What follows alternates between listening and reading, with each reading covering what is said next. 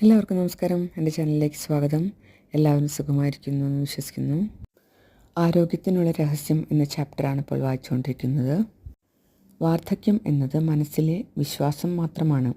ചുരുങ്ങിയ കാലം കൊണ്ട് നമ്മുടെ ശരീരം ആകെ മാറി പുതിയതാകും എന്ന് ശാസ്ത്രം പറയുന്നുണ്ടല്ലോ. പ്രായാധിക്യം എന്നത് പരിമിതപ്പെടുത്തുന്ന ചിന്തയാണ്. ആ ചിന്ത ഉപേക്ഷിക്കുക.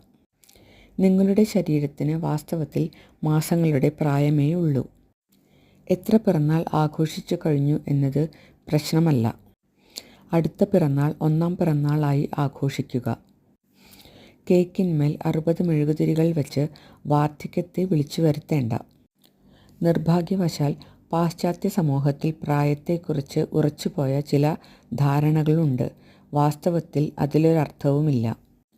ഉത്തമമായ ആരോഗ്യം, ഉത്തമമായ ശരീരം, ഉത്തമമായ തൂക്കം, നിത്യമായ യൗവനം എല്ലാം നിങ്ങൾക്ക് നിങ്ങളുടെ ചിന്തകളിലൂടെ നേടാം. അചഞ്ചലമായ ചിന്തകളിലൂടെ അത് യാഥാർത്ഥ്യമാക്കാം. ബോബ് പ്രോക്ടർ പറയുന്നത് ഇങ്ങനെയാണ്: നിങ്ങളുടെ ശരീരത്തിൽ ഒരു രോഗമുണ്ടായാൽ നിങ്ങൾ അതിനെപ്പറ്റി തന്നെ ചിന്തിച്ചു കൊണ്ടിരിക്കുകയും എല്ലാവരോടും പറഞ്ഞു നടക്കുകയും ചെയ്താൽ നിങ്ങൾ കൂടുതൽ രോഗബാധിത കോശങ്ങൾ സൃഷ്ടിക്കും. നിങ്ങളുടെ ശരീരം തികഞ്ഞ ആരോഗ്യമുള്ളതാണെന്ന് മനസ്സിൽ ഉറപ്പിക്കുക.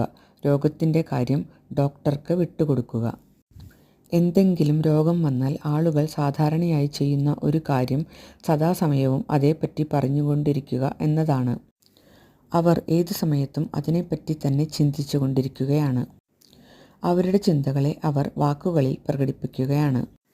നിങ്ങൾക്ക് ചെറിയ ഒരു അസുഖം തോന്നിയാൽ അത് കൂടുതലാക്കണം എന്ന ആഗ്രഹമില്ലെങ്കിൽ അതേപ്പറ്റി സംസാരിക്കാതിരിക്കുക. നിങ്ങളുടെ ചിന്തകളാണ് രോഗത്തിന് കാരണം എന്ന് മനസ്സിലാക്കുക. എനിക്ക് നല്ല സുഖം തോന്നുന്നു, എനിക്ക് ഒരു കുഴപ്പവും ഇല്ല എന്ന് കഴിയുന്നത്ര ആവർത്തിക്കുക. അത് മനസ്സിൽ ഉൾക്കൊള്ളുക. നിങ്ങൾക്ക് നല്ല സുഖം തോന്നാതിരിക്കുന്ന സമയത്ത് ആരെങ്കിലും എങ്ങനെയുണ്ട് എന്ന് ചോദിച്ചാൽ ആ ചോദ്യത്തിന് നിങ്ങൾ കൃതജ്ഞത പറയണം. നല്ല ആരോഗ്യത്തിൻ്റെ, സ്വാസ്ഥ്യത്തിൻ്റെ ചിന്തകൾ മനസ്സിൽ ഉണർത്താൻ ആ ചോദ്യം നിങ്ങളെ ഓർമ്മിപ്പിക്കുന്നു. നിങ്ങൾ വേണമെന്നാഗ്രഹിക്കുന്ന കാര്യങ്ങളെക്കുറിച്ച് മാത്രം ചിന്തിക്കുക. നിങ്ങൾക്ക് പനിയോ ജലദോഷമോ ഒന്നും പിടിക്കില്ല, പിടിക്കും എന്ന് നിങ്ങൾ ചിന്തിച്ചാലല്ലാതെ. പിടിക്കും എന്ന് ചിന്തിക്കുമ്പോൾ ആ ചിന്തയിലൂടെ നിങ്ങൾ അതിനെ ക്ഷണിച്ചു വരുത്തും. മറ്റുള്ളവർ അവരുടെ രോഗത്തെക്കുറിച്ച് വർണ്ണിക്കുന്നത് ശ്രദ്ധിക്കാൻ നിന്നാലും മതി, നിങ്ങൾക്ക് രോഗത്തെ ക്ഷണിച്ചു വരുത്താൻ കഴിയും. അവർ പറയുന്നത് ശ്രദ്ധിക്കുമ്പോൾ നിങ്ങളുടെ മനസ്സ് മുഴുവനും ആ രോഗത്തിൽ കേന്ദ്രീകരിക്കുന്നു. ഇന്നത്തെ വായന ഞാനിവിടെ നിർത്തുകയാണ്. എൻ്റെ ചാനൽ സബ്സ്ക്രൈബ് ചെയ്യാതെ കാണുന്നവരൊന്നും സബ്സ്ക്രൈബ് ചെയ്യണേ. താങ്ക്